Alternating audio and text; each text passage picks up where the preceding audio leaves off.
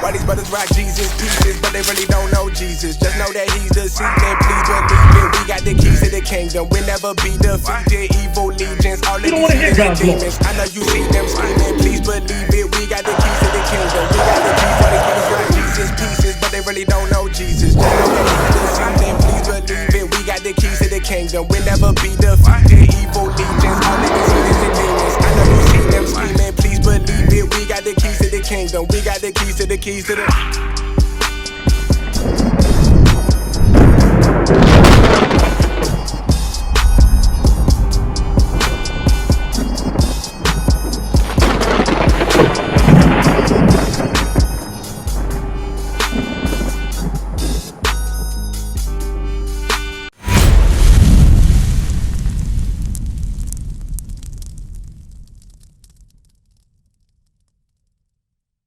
But in order for us to be saved, there's conditions that we have to meet. Let's go back to Deuteronomy 22. We got to keep God's laws, statutes, commandments like I referred to earlier. So let's bring out some of these laws so you sisters can understand some of the things that we have to do in order to gain salvation. Deuteronomy chapter 22 verse 5. The woman shall not wear that which pertaineth unto a man, neither shall a man put on a woman's garment. For all that do so are an abomination unto the Lord thy God. So, pretty much, this is going into cross-dressing.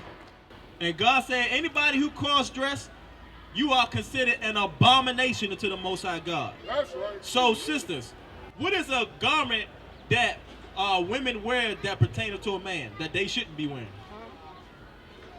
No, what are men's clothing that women should not wear? Okay, what she say? Suits. Okay. So what consists of a suit? You got the suit jacket, right? And you also got the suit what? Pants. Pants? Yes. See? She knows. She ain't scared to say it. The women are not supposed to be wearing pants. Let me ask you sisters a question. Let's say y'all went over to, let's say, China. They don't even use the English language or nothing at all over there. How you gonna know which bathroom to go into? Bring it out. Teach. You got to look at the symbol, right? So what the symbol gonna show you, so you can know which bathroom is the women's bathroom? She got on a dress. That's right. And the men's symbol, he has what on? Pants. That's right. There it is, sisters. And you know, I'm looking at you sisters. I know for a fact that at the very least, your grandmother, you probably never seen your grandmother in no pants, pants before. You probably always, or at least mostly, seen your grandmother in pants. Women wearing pants is a new thing on the earth. That's right. In relation to the earth's timeline, women wearing pants is an extremely new thing on the earth. That's right. The same way you will look at a man wearing a dress, that's the same thing, only maybe about 60 years ago, they would have looked at y'all wearing pants today. That's right. They would have been like, what the hell's going on? What the hell is these women wearing pants for? Give me that as F9. Bring it out. Because understand, we talking about we want to be saved, but if we still cross-dress and women still wearing pants and men still wearing dresses, it's going to be a great judgment when the Most High God send his son back. That's right. And we're going to bring it out. Zephaniah chapter 1 verse 8. Bring it out. And it shall come to pass in the day of the Lord's sacrifice. Anybody know what the day of the Lord's sacrifice is? It's talking about the day that Jesus Christ come and crack that sky open and he come down with legions of angels and chariots. Y'all, all these, I know y'all probably been looking on the news, hearing about all these different sightings of UFOs and stuff like that. Guess what them UFOs are? Those are the Most High God's angels in His chariots. Those, you looking at church, when you read the Bible about chariots, they didn't have the terminology that we have today to call them UFOs and spacecrafts and all that stuff. They called them chariots. That's right. There was UFOs back in the time where our forefathers were. There were the Most High God's chariots. That's right. Understand that. So, in the day of the Lord God's sacrifice, when He sent His Son, that I will punish the princes and the king's children, and all such are clothed with strange apparel.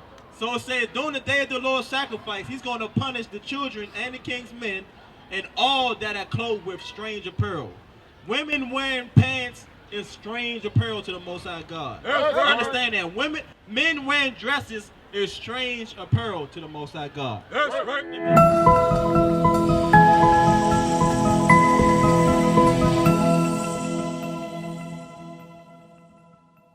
Let me ask you a question, Sis Shonda. You eat anything like, let's say you go to Red Lobster at all, or you may have you some crab legs or anything like that every now and again? Not really, but sometimes. Yeah. What about you eat pizza? When you go to when you order your pizza, do you order sometimes pepperoni sausage on your pizza? Okay, all right, you know what I want. Leviticus chapter 11, verse 7. So this is another law of the Most High God. This is another requirement in order for us to be able to gain salvation for when Christ come. Okay. Bring it up. Listen up. You say you don't eat pork? No, I said don't eat pork. Oh, so you already know where I'm going. All right, that's good. Get seven. We gonna bring it up. Verse 7. And the swine, You know what swine is? though he divide the hoof and be cloven footed, yet he cheweth not the cud. So the swine is not clean because he cheweth not the cud, which is one of the requirements of a clean animal. He has to be cloven footed and chew the cud, but he don't chew the cud. He is unclean to you. Of their flesh ye shall not eat, and their carcasses shall you not touch. So we ain't supposed to be dealing with pig on no level whatsoever. That's right. Period. None. Zero. No chit. Oh Lord, she said. You mean to tell me I gotta get rid of my chitlins? Sis, you know what chitlins is, don't you? Yeah, the worst part. Exactly. You know where we get that from, sis? We get that from slavery. That's right. Our slave masters, they would eat the best of the best meats, and what was ever left, they had to feed the slaves something, so they literally just gave us the slops, the entrails, the rest of the stuff that was left over, Right. which was chitlins, hog maw, Bring it pig up. feet, pig butt. Right.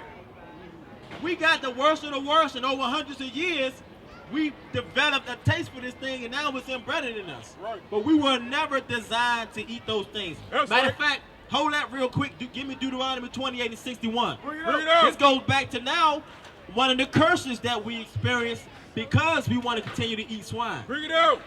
Deuteronomy chapter 28, verse 61. Bring it out. Also, every sickness and every plague which is not written in this book of this law, them will the Lord bring upon thee until thee be destroyed. So every sickness that was not written in the Bible, he said he was going to bring on us in these last days for disobeying his law, statutes, and commandments. You can't find high blood pressure in the Bible. Bring it out. You can't find diabetes in the Bible. You can't find HIV, AIDS, syphilis, gonorrhea, chlamydia in the Bible. You can't find hypertension in the Bible. Yes. These are the things that we suffer from because we putting the wrong things in our body. Bring it out. The Most High God didn't just feel like being mean and telling us that we can't eat pig because he just felt like it. No, he knew that he created the swine for its own purpose, Right, and it that's was right. not to be eaten. Swine is a scavenger of the earth. That's right. They eat the dead carcasses. You put a dead pig in front of a pig, it's gonna eat that pig. That's right. And it doesn't clean its food. So I know you heard the saying before, sis, you are what you eat. So if you eating that pig all day, all night, what's gonna happen to you? All that filth, that dead flesh, that whatever disease, the swine, the pig has more parasites in it than any animal that walks the earth. That's right. Most of the diseases that we carry today is because of parasites. We don't even know that. So we got to put down the swine. Give me verse 10 now. Go back to Leviticus chapter 11, verse 10. And all that have not fins and scales in the seas and in the rivers, of all that move in the waters, and of any living thing that which is in the waters, they shall be an abomination unto you. So sis, it said anything that's in the water, that's alive in the water, if it doesn't have fins and if it doesn't have scales, we're not supposed to eat it. It's an abomination. So things like lobster, crab, oyster, calamari, shrimp, none of them catfish, none of them have fins and scales. That's right. Catfish has fins, it don't have any scales. That's another big one in the black community, especially down south. But those are things they are also scavengers. Have you actually ever seen a shrimp when it wasn't in the, before they cut his head off and all that stuff? If you look at an actual shrimp, it looks like a giant cockroach. That's exactly what it looks like. It's literally the cockroach of the sea. And we putting that stuff, give me Isaiah 66, and we putting this stuff in our body. This stuff is an abomination to us. You just by eliminating these awful foods in our body alone will regenerate our health. That's right. Yes. Not even close. That's right. Not even close. If we go to the restaurant and they come back and we see any of that on our plate, we raising high hell. That's right. We hell no. What the hell wrong with you? That's right. I need to see a manager. Yes. We not playing around with that. Absolutely. That's right. Isaiah chapter 66, verse 15. For behold, the Lord will come with fire and with his chariots like a whirlwind. Remember what we talked about with the chariots are? Absolutely. This is another spectacle of what's going to happen when Christ cracked the sky. That's right. To render his anger with fury and his rebuke with flames of fire. For by fire and by his sword will the Lord plead with all flesh.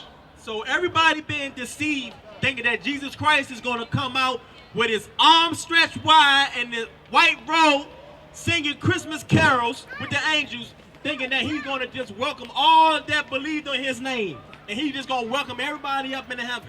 No. He said, by fire and by flames shall he render his judgment. Bring it up. Let's see who he's going to render his judgment on. And the slain of the Lord shall be many. It says the slain of the Lord shall be many. I think now the number is at least 8 billion people on this planet right now. So when we talk about many, sis, we ain't talking about hundreds. We ain't talking about thousands. Millions is probably still a small number. At the very least, hundreds of millions. Come on.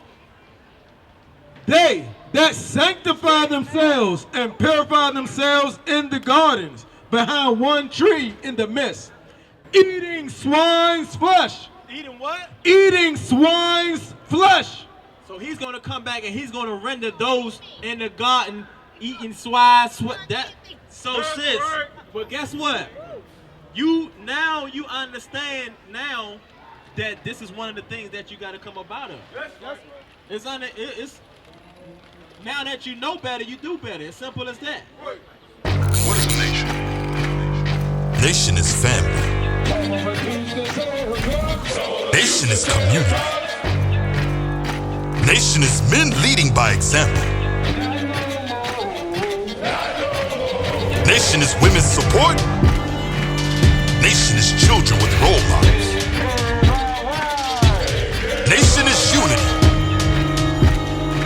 Nation